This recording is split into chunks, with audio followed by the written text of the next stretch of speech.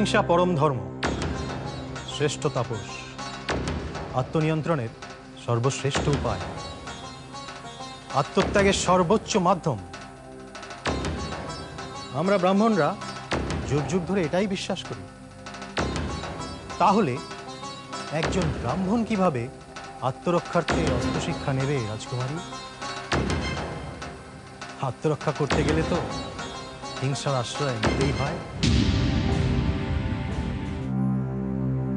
কাউকে শুধুমাত্র শারীরিকভাবে আঘাত করাই হিংসা নয়, মানুষকে অপমান করা ও মানসিকভাবে তাকে অত্যাচার করাও এক প্রকার হিংসার পর্যায়ে পড়ে। হিংসা ইচ্ছাকৃত বা অনিচ্ছাকৃত দু ধরনের হয়। যে কোনো মুহূর্তে হিংসা প্রকাশও হতে পারে। একটা সামান্য পিঁপড়েকে নিজের অজান্তে পদতলিত করা এক প্রকার হিংসার পর্যায়ে পড়ে। তাই হিংসার উপর মানুষের পূর্ণ নিয়ন্ত্রণ রয়েছে এ কথা কখনোই মনে করা উচিত নয়। কিন্তু আমরা চাইলেই হিংসাকে মহৎ উদ্দেশ্যে ব্যবহার করতে পারি, নিজের জন্য এবং অবশ্যই অপরের জন্য। যেমন মিহি, সে অস্ত্র শিক্ষা শিখবে আত্মরক্ষার উদ্দেশ্যে। সে সর্বদা অস্ত্র চালনা করবে না, অর্থাৎ পরিস্থিতি স্বাভাবিক থাকলে সে অহিংসার পথে চলবে। কিন্তু যদি সে আক্রান্ত হয়, যদি আমি আক্রান্ত হই, তাহলে একজন বন্ধু হিসেবে তার কর্তব্য কি হবে? অবশ্যই আমাকে রক্ষা করা, তার সাথে নিজেকে রক্ষা করা।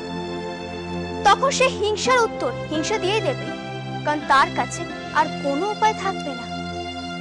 তাহলে বলুন, আত্মরক্ষা করা কি অপরাধ, নাকি আত্মরক্ষার্থে হিংসার আশ্রয় নেওয়া অপরাধ?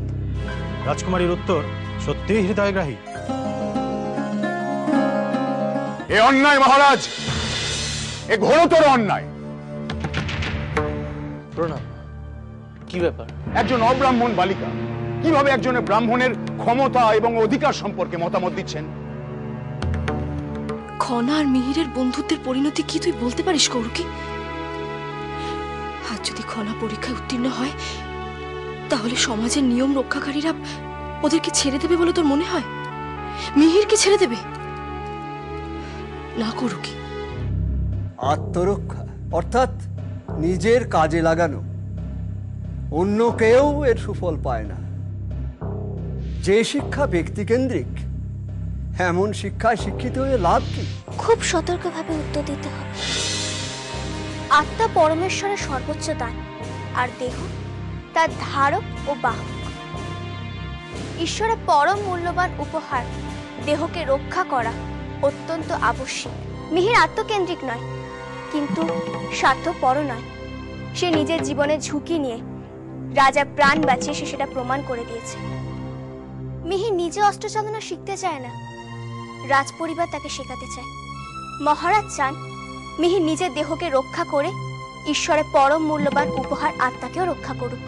তাহলে বলুন, আত্মরক্ষাকে শুধুমাত্র নিজের জীবনকে রক্ষা করা, শুধুমাত্র নিজের কথাই ভাবা, ঈশ্বরের কথা ভাবা নয়?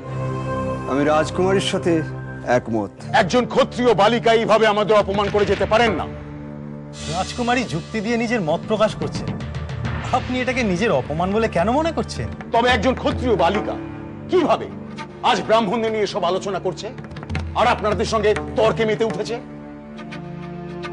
উনি জানেন উপবিদ ধারণের অর্থ কি? দয়া করে আপনারা খনাকে ভুল বুঝবেন না। ও এই ধরনের সভায় প্রথমবার উপস্থিত হয়েছে। ওকে ওর মত প্রকাশ করতে দিন। আপনারা দয়া করে ধৈর্য ধরুন। উদার মনে একটু বিবেচনা করে দেখুন, দেখবেন ভুল বোঝাবুঝির কোনো অবকাশই থাকবে না। শান্ত আকাশ, শান্ত বাতাস, শান্ত জলরাশি, শান্তিপূর্ণ পৃথিবী, শান্তিপূর্ণ নবগ্রহ, শান্ত পরমেশ্বর, শান্তি সর্বত্র। একজন ব্রাহ্মণের কাছে এক পরম পবিত্র মন্ত্র।